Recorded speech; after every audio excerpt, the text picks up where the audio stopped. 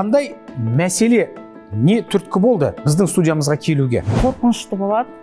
Енді мен өзім жаңа қайын жұртым жағам болсын, өзім жұртым бәрі көріп отыр ғой, бәрі сенің арқаң деп жатады. Но енді 5-ші рет инсульт алып, өзі келіп, өзі сөйлеп, кешеден бері енді қаншама халықтың алдында шығу, ол керемет жағдай қазіргі таңда.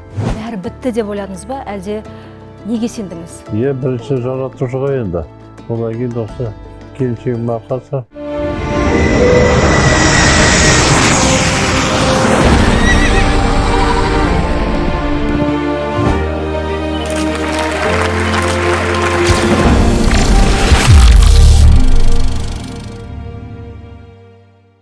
Армысыздар, құрметті көрермен, эфирде саулықтың сыры бағдарламасы. Студияда әдеттегідей Тахир Сұлтан. Және де менің керемет әріптесім әдемі Индира Елемес. Саумал ішсең терің жылтырайды, жан дүниен тыныштық табады, сүйегін сырқырауын қояды дейді. Бірақ бұның барлығы рас па, әлде қазақи қалжың ба? Оны бүгін анықтайтын боламыз.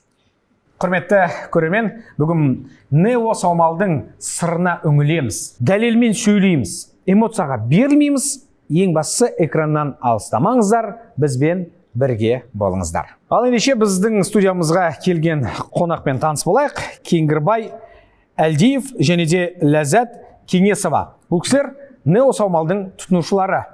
Қошеметпен шақырамыз. Амансыздар ма?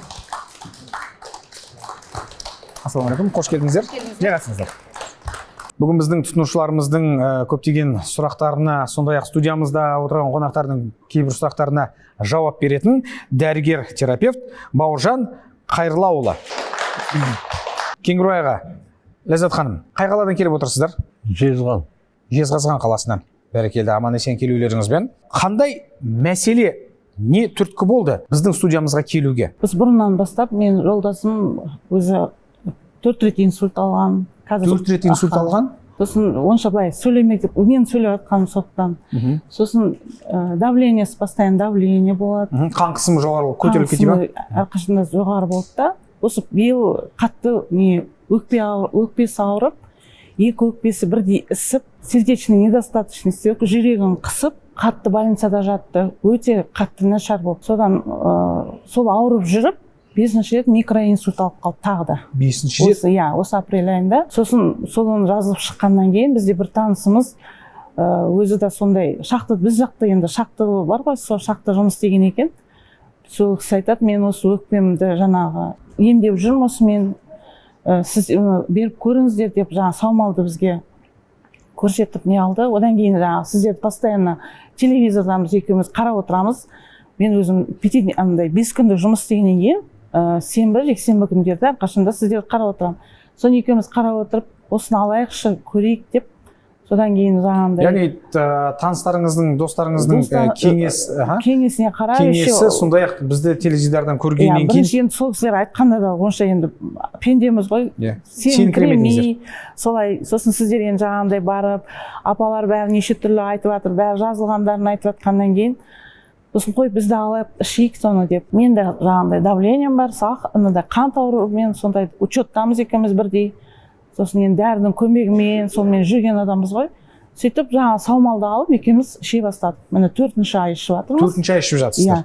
Міне осын вообще мынандай қатты нашар болған, мынандай аппетиті бәрі ашылып, мынандай түрі бәрі өз-өзіне келіп, өте қатты жүдеп кеткен тұғын.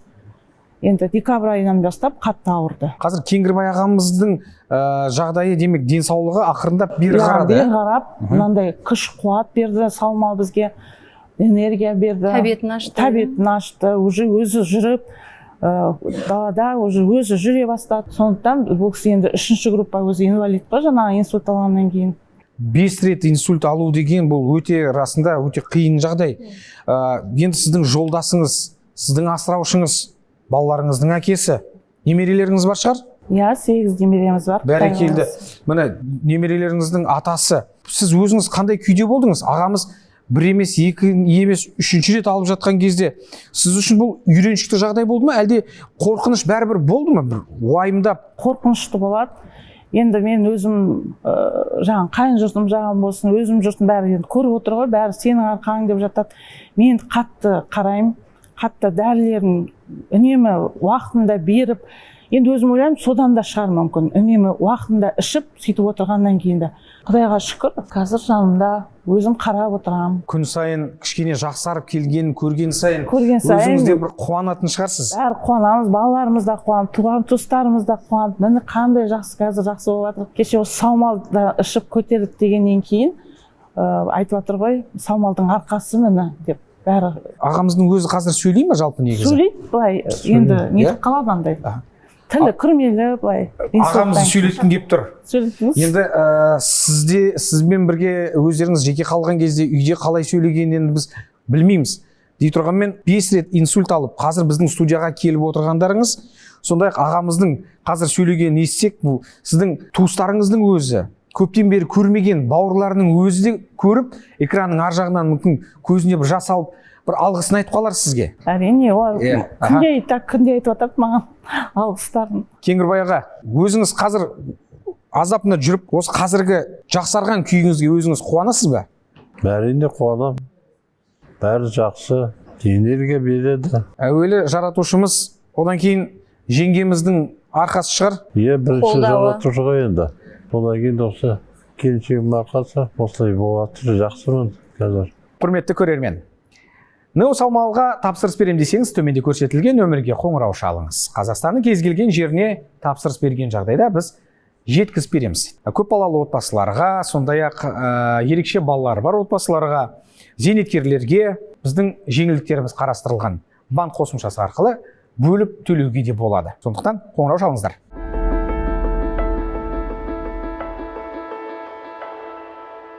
Біздің студиямызда арнайы маман бар. Бүгін осы көптеген сұрақтарға біз жауап алуға тырысамыз. Бауыржан Қайырлауұлы, дәрігер, маман.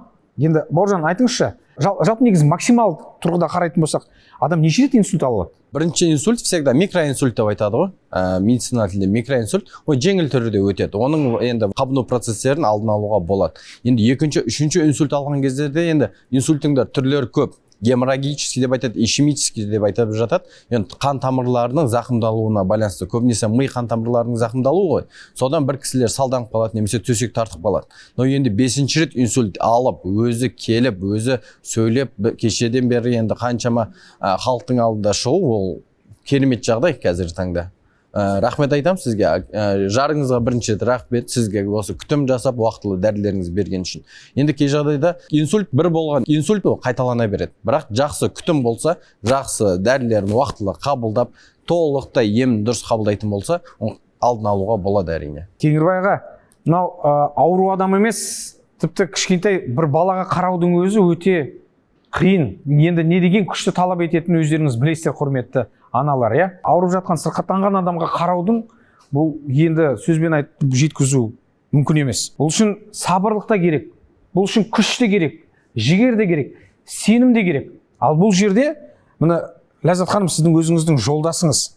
Кеңгірбай аға, сіздің қасыңыздан табылып жүрген, сіздің осы бар жағдайыңызды жасап жүрген осы өзіңіздің жолдасыңыз ғой бірінші кезекте. Енді сізде қазір керемет мүмкіндік бар. Ләззат ханымға, өзіңіздің жарыңызға шын жүректен рахметіңізді айтуға. Рахмет айтам. Біз Ағамыз айтып біткен жоқ қой, тыңдасаңызшы. Рахмет айтам. Аман бол, бала-шағаның қызығын көр. Көрейік десеңші аға. Иә, бірге көрейік деңіз. Бірге көрейік. Бірге көріп, бірге әдемі қартайыңыздар деп айтқымыз келеді. Құрмет көрермен, біз сіздерге айтармыз. Егер де ем іздесеңіз, онда Саумал, Нео Саумал сіздерге өзінің жақсы әсерін береді. Хабарласыңыздар, төмендегі нөмірлер сіздер үшін қызмет жасайды. Біздің саулықтың сыры орталығының мамандары дәл қазір қоңырау шалсаңыздар сіздерге жауап береді. Тапсырыс беріңіздер, Қазақстан кез келген жеріне жеткізіп береміз. Бүгін шынайы жандардың өмірден алынған оқиғалармен бөлістік.